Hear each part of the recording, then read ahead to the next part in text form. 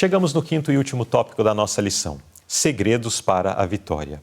Explique como podemos alcançar a vitória em Cristo. Então, ao longo dessa lição, nós estivemos considerando que precisamos, em nossa vida, frutificar, testemunhar, e assim vamos ser vitoriosos, etc. e tal. Mas qual é o segredo para nós alcançarmos essa vitória? Para que não fique uma lição onde nós apresentamos o objetivo, mas não mostre o caminho para alcançar, né?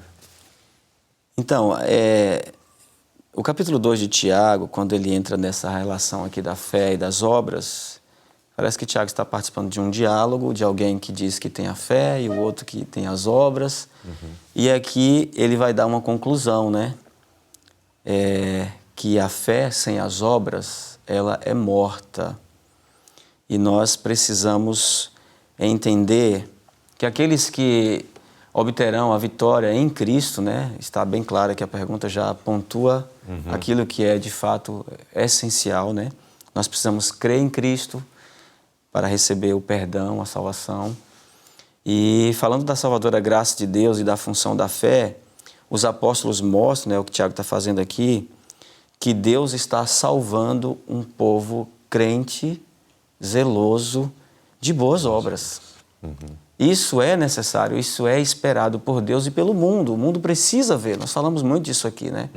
O mundo precisa ver para que ele possa glorificar a Deus. E a fé e as obras têm que andar juntas, não dá para a gente dissociar uma coisa da outra. Na verdade, aqueles que estão participando da natureza divina, em que está sendo implantado neles a disposição de fazer a vontade de Deus, aqueles em que o Espírito Santo está atuando, eles terão frutos. Os frutos do Espírito serão vistos, né? Na verdade, a união com Jesus vai resultar nessa condição de a gente ser colocado na prática das boas obras, né? Para praticar as boas obras. E a Bíblia fala em Efésios, o apóstolo Paulo menciona que Deus preparou de antemão as boas obras para que andássemos nelas. Então, naturalmente, esse é um processo que a gente precisa passar. E a gente crê em Cristo para perdão dos nossos pecados, aceita Ele pela fé, entrega a nossa vontade a Ele e, naturalmente, esse processo vai acontecer. Serão vistos os frutos em minha vida, na sua vida, na vida de cada um de nós, né? No final da nota, virando a página da lição, nós temos a seguinte mensagem: a fé atua por amor e purifica a alma. Por meio dela, o Espírito Santo opera no coração para criar santidade nele. Mas isso não pode ocorrer a menos que o instrumento humano opere com Cristo.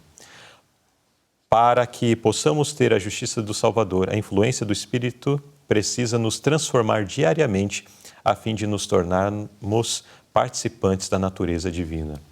A fé, o Espírito Santo, Cristo habitando dentro do nosso coração, é essencial, é fundamental para que as boas obras aconteçam na nossa vida, né? Bem, estamos chegando ao final dessa lição, mas antes peço ao irmão Lucivaldo para que, em base disso que acabamos de considerar, qual é o apelo que fica para aqueles que estão nos ouvindo, aqueles que estão nos assistindo nos diversos canais por onde a lição interativa é transmitida. Então, queridos irmãos, nós estamos aqui estudando uma lição que nos convida, de fato, a representarmos a Cristo de maneira prática. As pessoas esperam esse testemunho de nós. Nós precisamos corresponder a este amor de Deus por nós com obras de justiça, né? De tanto que Deus nos amou e cuidou para que tudo que fosse necessário para a nossa salvação acontecesse, tudo que Ele está fazendo, como não corresponder a este amor, né? E eu fico assim, pensando na luta que cada um de nós temos que travar contra o pecado, contra a nossa disposição natural de viver contrário à palavra de Deus, né? À vontade de Deus. Mas se nós orarmos, né, com fé, assim como Abraão teve esta fé, de fato o Espírito de Deus estará dentro de nós, produzindo esta obra que nós somos incapazes de fazer sozinhos. É somente pela operação do Espírito, né? Por este amor verdadeiro que nós temos por Cristo, sem ter o coração dividido, né? Sem querer amar o mundo e ao mesmo tempo a Cristo, de fato nós vamos conseguir testemunhar da nossa fé como Abraão fez. E é o exemplo principal aqui desta lição trazido por Tiago, né? E nós seremos também justificados.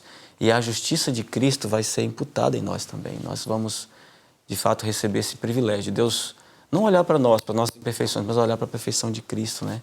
E aceitar a obra perfeita da vida de Cristo no lugar da nossa, porque nós cremos nele para a nossa salvação, para o perdão dos nossos pecados.